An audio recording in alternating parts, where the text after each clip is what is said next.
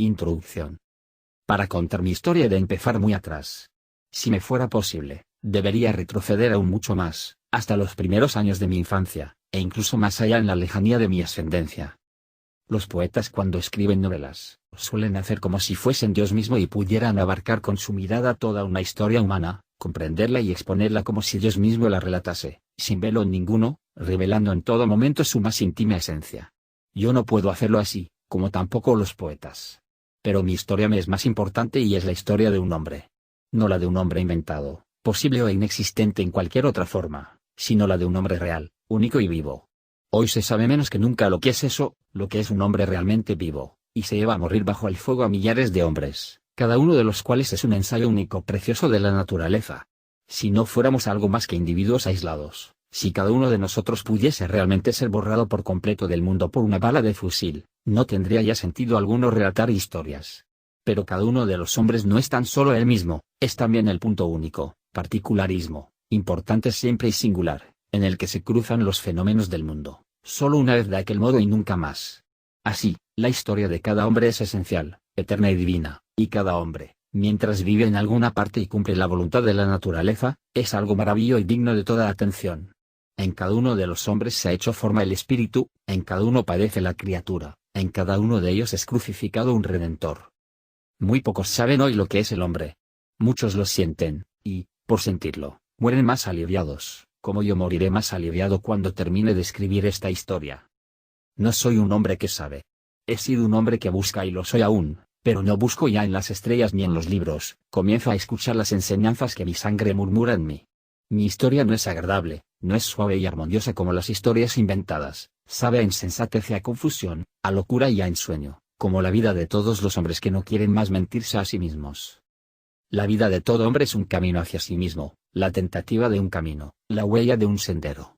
Ningún hombre ha sido nunca por completo él mismo, pero todos aspiran a llegar a serlo, oscuramente unos, más claramente otros, cada uno como puede. Todos llevan consigo, hasta el fin, viscosidades y cáscaras de huevo de un mundo primordial. Alguno no llega jamás a ser hombre, y sigue siendo rana, ardilla u hormiga. Otro es hombre de medio cuerpo arriba, y el resto, pez. Pero cada uno es un impulso de la naturaleza hacia el hombre. Todos tenemos orígenes comunes, las madres, todos nosotros venimos de la misma cima, pero cada uno, tentativa e impulso desde lo hondo, tiende a su propio fin. Podemos comprendernos unos a otros, pero solo a sí mismo puede interpretarse cada uno. Capítulo 1. Los dos mundos. Comienzo mi historia como un acontecimiento de la época en que yo tenía 10 años e iba al Instituto de Letras de nuestra pequeña ciudad. Muchas cosas conservan aún su perfume y me conmueven en lo más profundo con pena y dulce nostalgia, callejas oscuras y claras, casas y torres, campanadas de reloj y rostros humanos, habitaciones llenas de acogedor y cálido bienestar, habitaciones llenas de misterio y profundo miedo a los fantasmas. Olores a cálida intimidad, a conejos y a criadas, a remedios caseros y a fruta seca. Dos mundos se confundían ahí, de dos polos opuestos surgían el día y la noche. Un mundo lo constituía la casa paterna, más estrictamente, se reducía a mis padres. Este mundo me resultaba muy familiar, se llamaba padre y madre, amor y severidad, ejemplo y colegio. A este mundo pertenecían un tenue esplendor, claridad y limpieza, en él habitaban las palabras suaves y amables, las manos lavadas, los vestidos limpios y las buenas costumbres. Allí se cantaba el coral por las mañanas y se celebraba la Navidad. En este mundo existían las líneas rectas y los caminos que conducen al futuro, el deber y la culpa, los remordimientos y la confesión, el perdón y los buenos propósitos, el amor y el respeto, la Biblia y la sabiduría. Había que mantenerse dentro de este mundo para que la vida fuera clara, limpia, bella y ordenada. El otro mundo, sin embargo, comenzaba en medio de nuestra propia casa y era totalmente diferente, olía de otra manera, hablaba de otra manera, prometía y exigía otras cosas. En este segundo mundo existían criadas y aprendices, historias de aparecidos y rumores escandalosos, todo un torrente multicolor de cosas terribles, atrayentes y enigmáticas, como el matadero y la cárcel, borrachos y mujeres chillonas, vacas parturientas y caballos desplomados, historias de robos, asesinatos y suicidios. Todas estas cosas hermosas y terribles, salvajes y crueles, nos rodeaban, en la próxima calleja, en la próxima casa. Los guardias y los vagabundos merodeaban, los borrachos pegaban a las mujeres, al anochecer las chicas salían en racimos de las fábricas, las viejas podían embrujarle a uno y ponerle enfermo, los ladrones se escondían en el bosque cercano, los incendiarios caían en manos de los guardias. Por todas partes brotaba y pululaba aquel mundo violento, por todas partes, excepto en nuestras habitaciones, donde estaban mi padre y mi madre. Y estaba bien que así fuera. Era maravilloso que entre nosotros reinara la paz, el orden y la tranquilidad, el sentido del deber y la conciencia limpia, el perdón y el amor, y también era maravilloso que existiera todo lo demás, lo estridente y ruidoso, oscuro y brutal, de lo que se podía huir en un instante, buscando refugio en el regazo de la madre. Y lo más extraño era cómo lindaban estos dos mundos, y lo cerca que estaban el uno del otro. Por ejemplo, nuestra criada Lina, cuando por la noche rezaba en el cuarto de estar con la familia y cantaba con su voz clara, sentada junto a la puerta, con las manos bien lavadas sobre el delantal bien planchado, pertenecía enteramente al mundo de mis padres, a nosotros, a lo que era claro y recto. Pero después, en la cocina o en la leñera, cuando me contaba el cuento del hombrecillo sin cabeza o cuando discutía con las vecinas en la carnicería, era otra distinta, pertenecía al otro mundo y estaba rodeada de misterio. Y así sucedía con todo, y más que nada conmigo mismo. Sí, yo pertenecía al mundo claro y recto, era el hijo de mis padres, pero a donde quiera que dirigiera la vista y el oído, siempre estaba ahí lo otro, y también yo vivía en ese otro mundo, aunque me resultara a menudo extraño y siniestro, aunque ahí me asaltaran regularmente los remordimientos y el miedo. De vez en cuando prefería vivir en el mundo prohibido, y muchas veces la vuelta a la claridad, aunque fuera muy necesaria y buena, me parecía una vuelta a algo menos hermoso, más aburrido y vacío. A veces sabía yo que mi meta en la vida era llegar a ser como mis padres, tan claro y limpio, superior y ordenado como ellos, pero el camino era largo, y para llegar a la meta había que ir al colegio y estudiar, sufrir pruebas y exámenes, y el camino iba siempre bordeando el otro mundo más oscuro, a veces lo atravesaba y no era del todo imposible quedarse y hundirse en él. Había historias de hijos perdidos a quienes esto había sucedido, y yo las leía con verdadera pasión. El retorno al hogar paterno y al bien era siempre redentor y grandioso, y yo sentía que aquello era lo único bueno y deseable, pero la parte de la historia que se desarrollaba entre los malos y los perdidos siempre resultaba más atractiva y, si se hubiera podido decir o confesar, daba casi pena que el hijo pródigo se arrepintiese y volviera. Pero aquello no se decía y ni siquiera se pensaba, existía solamente como presentimiento y posibilidad, muy dentro de la conciencia. Cuando imaginaba al diablo, podía representármelo muy bien en la calle, disfrazado o al descubierto, en el mercado o en una taberna, pero nunca en nuestra casa. Mis hermanas pertenecían también al mundo claro. Estaban, así me parecía a mí, más cerca de nuestros padres, eran mejores, más modosas y con menos defectos que yo.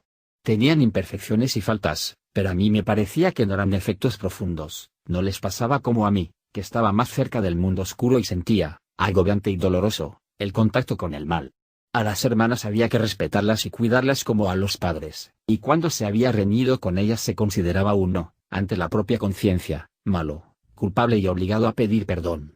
Porque en las hermanas se ofendía a los padres, a la bondad y a la autoridad. Había misterios que yo podía compartir mejor con el más golfo de la calle que con mis hermanas. En días buenos, cuando todo era radiante y la conciencia estaba tranquila, era delicioso jugar con las hermanas, ser bueno y modoso con ellas y verse a sí mismo con un aura bondadosa y noble.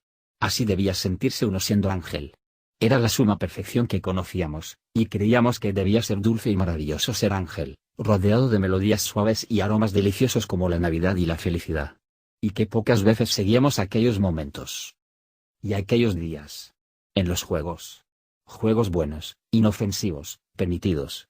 Yo era de una violencia apasionada, que acababa por hartar a mis hermanas y nos llevaba a la riña y al desastre, y cuando me dominaba la ira, me convertía en un ser terrible que hacía y decía cosas cuya maldad sentía profunda y ardientemente mientras las hacía y decía. Luego venían las horas espantosas y negras del arrepentimiento y la contrición, el momento doloroso de pedir perdón hasta que surgía un rayo de luz, una felicidad tranquila y agradecida, sin disensión, que duraba horas o instantes. Yo iba al Instituto de Letras. El hijo del alcalde y el del guardabosque mayor eran compañeros míos de clase y a veces venían a mi casa, eran chicos salvajes pero que pertenecían al mundo bueno y permitido. A pesar de ello, mantenía amistad estrecha con chicos vecinos, alumnos de la escuela de primera enseñanza a quienes generalmente despreciábamos. Con uno de ellos he de empezar mi relato. Una tarde en que no teníamos clase. Andaba yo por los 10 años. Vagaba con dos chicos de esta vecindad cuando se nos unió un chico mayor, más fuerte y brutal que nosotros, de unos 13 años, alumno de la escuela, hijo de un sastre. Su padre era un bebedor crónico y toda la familia tenía mala fama. Yo conocía bien a Franz Cromer, le tenía miedo y no me gustó que se uniera a nosotros. Tenía ya modales de hombre e imitaba los andares y la manera de hablar de los jóvenes obreros de las fábricas. Bajo su mando descendimos a la orilla del río, junto al puente, y nos ocultamos a los ojos del mundo bajo el primer arco. La estrecha orilla entre la pared arqueada del puente y el agua, que fluía lentamente, estaba cubierta de escombros, cacharros rotos y trastos, ovillos enredados de alambre oxidado y otras basuras. Allí se encontraban de vez en cuando cosas aprovechables. Bajo la dirección de Franz Cromer nos pusimos a registrar el terreno para traerle lo que encontrábamos. Franz Cromer se lo guardaba o lo tiraba al agua. Nos llamaba la atención sobre objetos de plomo o zinc, y luego se lo guardaba todo, hasta un viejo peine de concha. Yo me sentía muy cohibido en su compañía, y no porque supiera que mi padre me prohibiría tratarme con él si se enteraba, sino por miedo a Franz mismo. Sin embargo, estaba contento de que me aceptara y me tratara como a los demás. Franz daba las órdenes y nosotros obedecíamos como si aquello fuera una vieja costumbre, aunque en verdad era la primera vez que estaba con él. Por fin nos sentamos en el suelo. Franz escupía al agua, haciéndose el hombre, escupía por el colmillo y daba siempre en el blanco. Se inició una conversación y los chicos empezaron a fanfarronear de sus hazañas escolares y sus travesuras. Yo me callaba, pero temía llamar la atención con mi silencio y despertar la ira de Cromer. Desde un principio mis dos compañeros se habían apartado de mí y unido a él. Yo era un extraño entre ellos y sentía que mis vestidos y mi manera de comportarme les provocaban. Era imposible que Franz me aceptara a mí, niño bien y alumno del instituto, los otros dos chicos. Yo me daba cuenta. Renegarían de mí en el momento decisivo y me dejarían en la estacada. Por fin, de puro miedo que tenía, empecé también a contar. Me inventé una historia de ladrones y me adjudiqué el papel de héroe principal.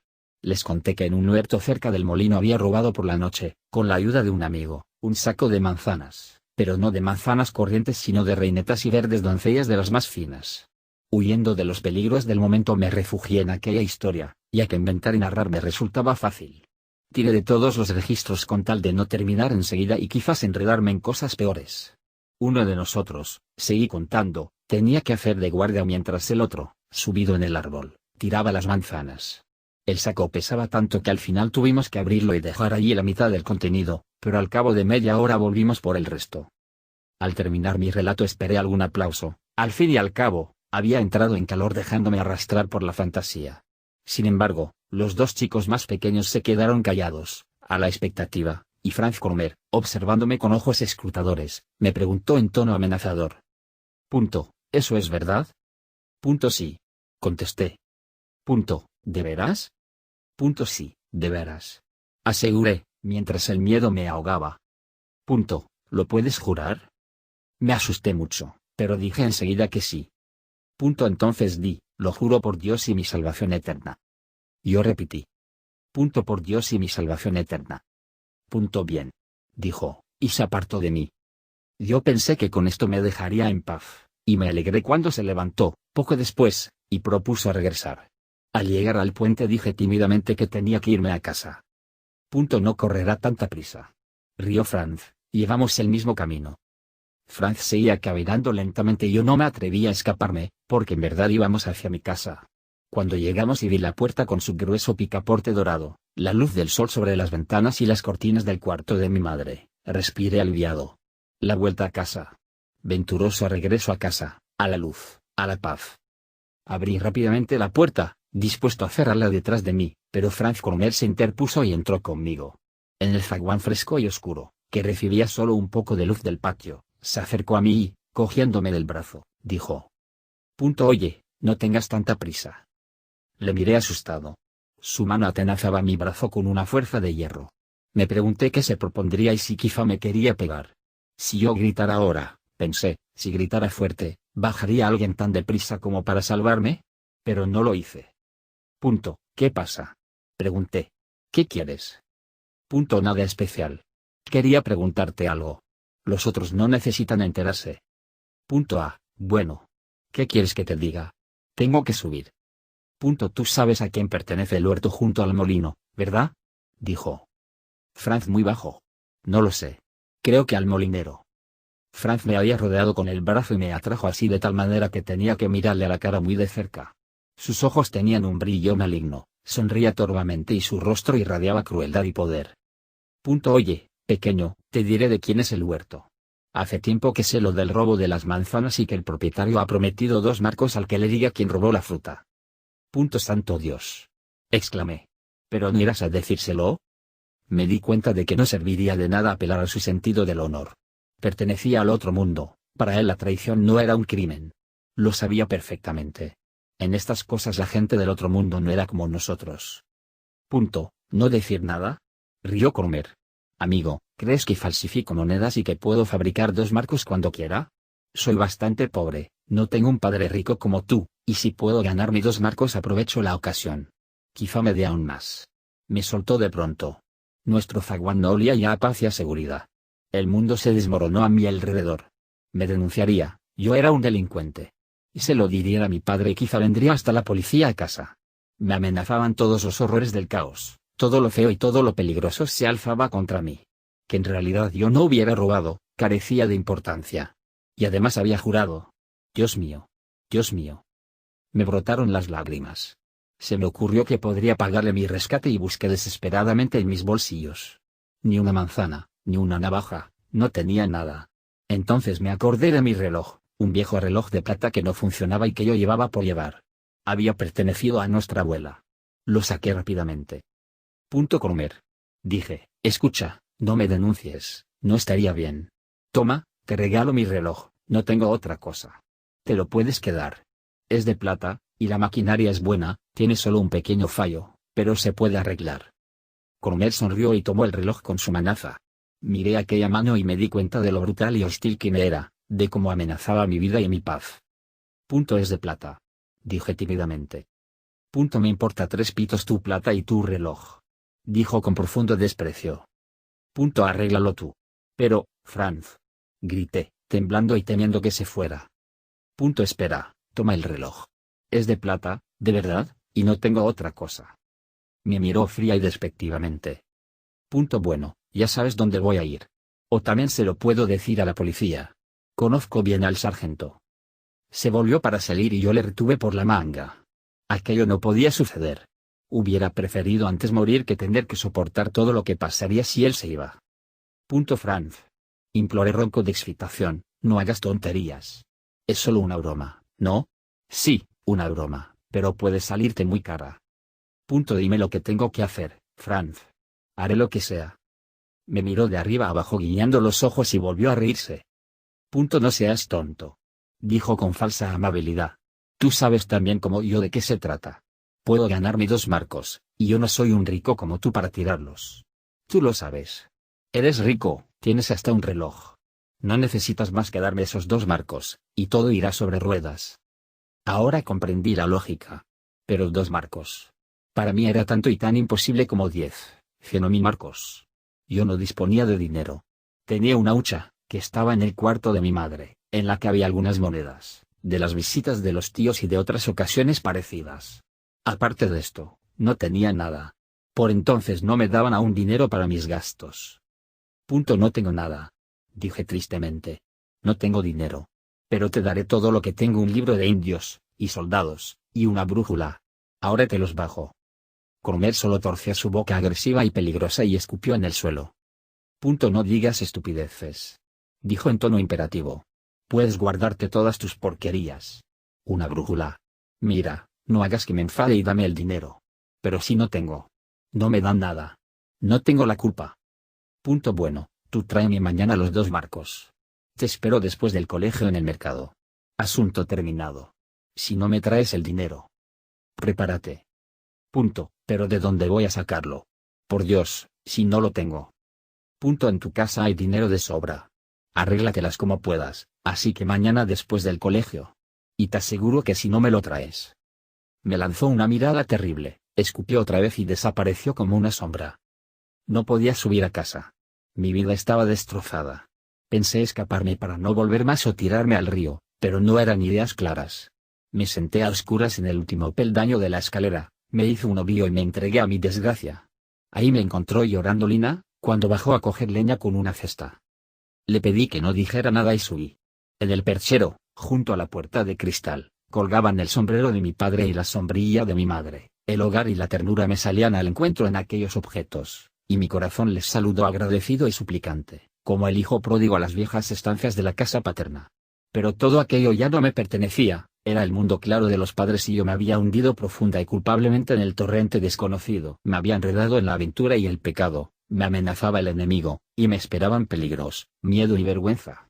El sombrero y la sombrilla, el viejo suelo de ladrillo, el gran cuadro sobre el armario del pasillo, y desde el cuarto de estar la voz de mis hermanas mayores, todo aquello me resultaba más querido, más delicado y valioso que nunca, pero ya no era un consuelo y un bien seguro, sino un vivo reproche.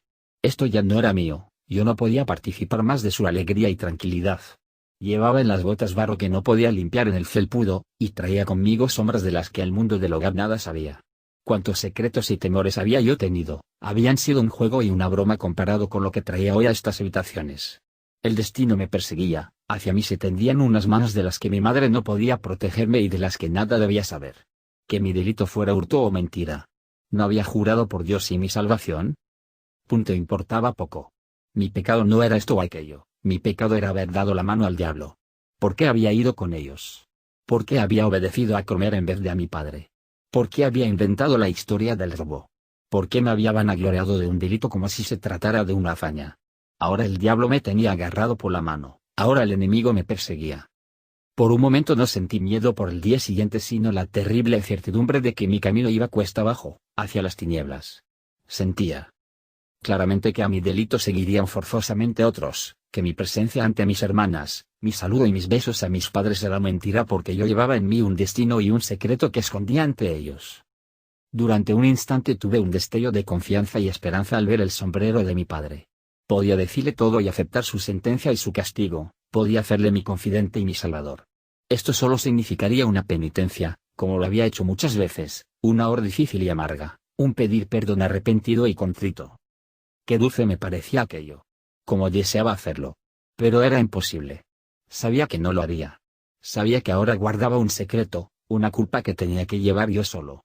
Quizá me encontraba ahora en un momento crucial, quizás iba a pertenecer desde ahora al mundo de los malos, a compartir secretos con los malvados, a depender de ellos, a obedecerles y a convertirme en uno de ellos. Había jugado a ser hombre y héroe y ahora tenía que soportar las consecuencias. Me gustó que, al entrar, mi padre se fijara en mis zapatos mojados. Aquello distraería su atención, así no se daría cuenta de lo peor y yo podía cargar con una reprimenda que en secreto trasladaba la otra culpa. Al mismo tiempo surgió en mí un extraño y nuevo sentimiento lleno de espinas. Me sentía superior a mi padre.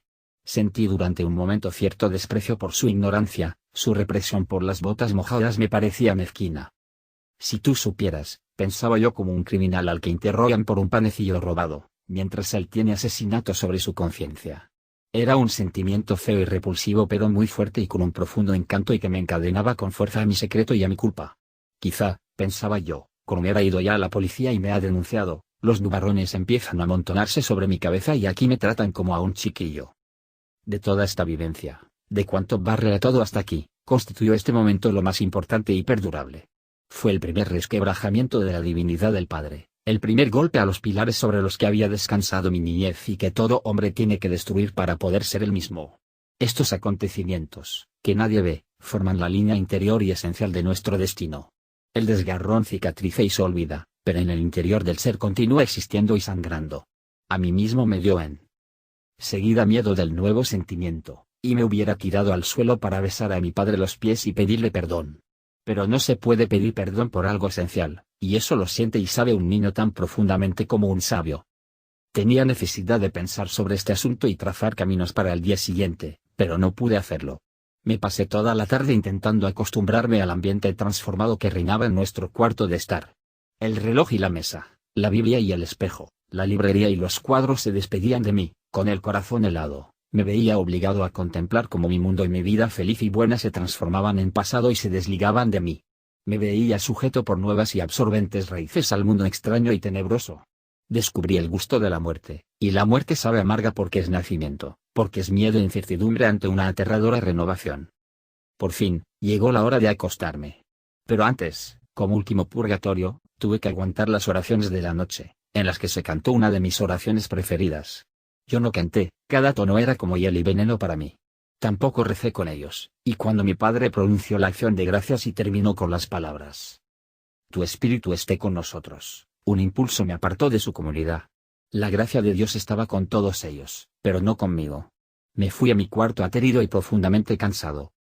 En la cama, después de un rato, cuando el calor y la seguridad me envolvían cariñosamente, mi corazón volvió otra vez a la angustia, revoloteando temeroso en torno a lo que había pasado. Mi madre acababa de darme las buenas noches, como siempre, sus pasos aún resonaban en la habitación y el resplandor de su vela aún refulgía en la puerta entreabierta. Ahora, pensé, ahora vendrá otra vez. Y se ha dado cuenta de todo. Me dará un beso, me preguntará con bondad y comprensión y entonces podré llorar. Se me derretirá el hielo que tengo en la garganta, la abrazaré y se lo diré todo. Entonces, todo volverá a la normalidad. Será la salvación. Cuando la rendija de la puerta volvió a quedar a oscuras, estuve un rato escuchando, convencido de que tenía que suceder así por fuerza. Luego volví a mis penas y me enfrenté con mi enemigo. Le veía claramente. Tenía guiñado un ojo, su boca reía brutalmente y, mientras yo le miraba, seguro de que no podía escapar, él crecía y se hacía cada vez más horrible y sus ojos malvados lanzaban destellos diabólicos. Estuvo junto a mí hasta que me dormí, y entonces no soñé con él ni con las cosas de aquel día, sino que mis padres, mis hermanas y yo íbamos en una barca y nos rodeaba la paz y la luz de un día de vacaciones. En medio de la noche me desperté, con el sabor de la felicidad aún en la boca, todavía veía brillar los trajes blancos de mis hermanas bajo el sol. Pero me precipité desde aquel paraíso a la realidad y de nuevo me encontré, cara a cara, con el enemigo de los ojos malvados. Por la mañana, cuando mi madre entró presurosa diciendo que era tarde y preguntándome por qué estaba aún en la cama, tenía yo muy mala cara. Al preguntarme si me pasaba algo, vomité. Parecía que con aquello ganaba algo. Me gustaba estar un poco enfermo y pasarme una mañana entera en la cama, tomando manzanilla y escuchando cómo mi madre arreglaba el cuarto de al lado y Lina recibía al carnicero en el pasillo. Una mañana sin colegio era algo maravilloso y legendario. El sol jugueteaba en la habitación, pero no era el mismo sol contra el que se bajaban las cortinas verdes en el colegio. Sin embargo, todo aquello no tenía hoy el sabor de otras veces y me sonaba a falso. Ojalá me hubiera muerto. Pero solo me sentía un poco mal, como muchas veces me había sentido, y con eso no se arreglaba nada. Sí, me salvaba del colegio, pero no me salvaba de comer, que me esperaría a las 11 en el mercado. El cariño de mi madre no me consolaba, me molestaba y me dolía. Me hice el dormido y me puse a pensar. No había salida, a las 11 tenía que estar en el mercado. A las 10 me levanté y dije que estaba mejor. Me contestaron, como siempre en estos casos, que me volvería a la cama y que si no tendría que ir al colegio por la tarde. Dije que iría de buena gana al colegio. Ya tenía trazado un plan. Sin dinero no podía presentarme a comer. Tenía que hacerme con la hucha, que al fin y al cabo me pertenecía. No contenía dinero suficiente, eso ya lo sabía, pero algo era, y un presentimiento me decía que mejor era eso que nada y casi comer se apaciguaría. Tuve una sensación malísima al entrar en calcetines en el cuarto de mi madre para sacar la hucha de su escritorio. Pero no era una sensación tan insoportable como la de ayer. Los latidos del corazón casi me ahogaban, y no me fue mejor cuando descubrí en el zaguán que la hucha estaba cerrada. Era fácil abrirla, solo había que romper una fina rejilla de hojalata, pero me dolió hacerlo porque con ese acto había cometido realmente un robo. Hasta ahora solo había goloseado terrones de azúcar y fruta.